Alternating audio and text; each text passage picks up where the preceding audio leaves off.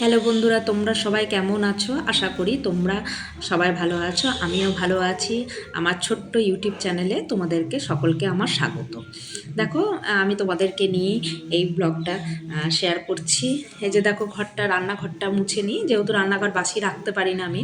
সকালবেলা উঠে উঠে আমি আগে রান্নাঘরটা মুছে নিই, হাতেই পরিষ্কার করি। হ্যান্ডেলে আমি মানে মোছাটা ভালো হয় না, সেই জন্য আমার হ্যান্ডেলে খুব একটা পোষায় না, ওই জন্য আমি হাতেই মুছে নিই। আর এদিকে কিছু চায়ের বাসন কুসন আছে, এগুলো চায়ের বাসন কুসনগুলো ধুয়ে নিচ্ছি। দেখো, কাচের যেহেতু জিনিস থাকে, ওই জন্য আমি বেসিনেই সব কিছু ধুয়ে নিই। এরপরে মাসিকে কিছুটা নামিয়ে দিই, কাজের মাসিকে, কিন্তু এসব চায়ের কাপ টাপ তো আর দেওয়া হয় না, ওই জন্য নিজেই বাসনগুলো ধুয়ে নিই।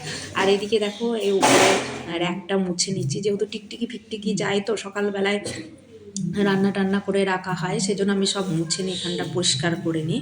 আর পরিষ্কার থাকলে দেখতেও ভালো লাগে। আর এদিকে দেখো, ফ্রিজ খুলে মনে হচ্ছে কি রান্না করব, কি না রান্না করব।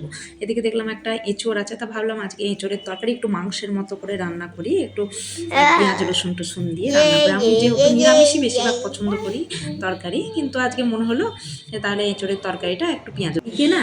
উচ্ছে কেটে নিয়েছি, উচ্ছে ভাজা খেতে খুব ভালো লাগে, এখন তো একটু গরম গরম ভাব এসছে, ওই জন্য উচ্ছে ভাজা করবো। আর এদিকে দেখো, চা চাপিয়ে দিয়েছি মেয়ের জন্য, আর এদিকে কড়াইটা চাপিয়ে দিলাম, রান্না বান্নাগুলো আরম্ভ করে দিলাম। এই যে দেখো, উচ্ছে ভাজবো, আগে উচ্ছে ভাজাটা করে নিই, তারপরে বা তরি তরকারি সব হয়ে গেছে।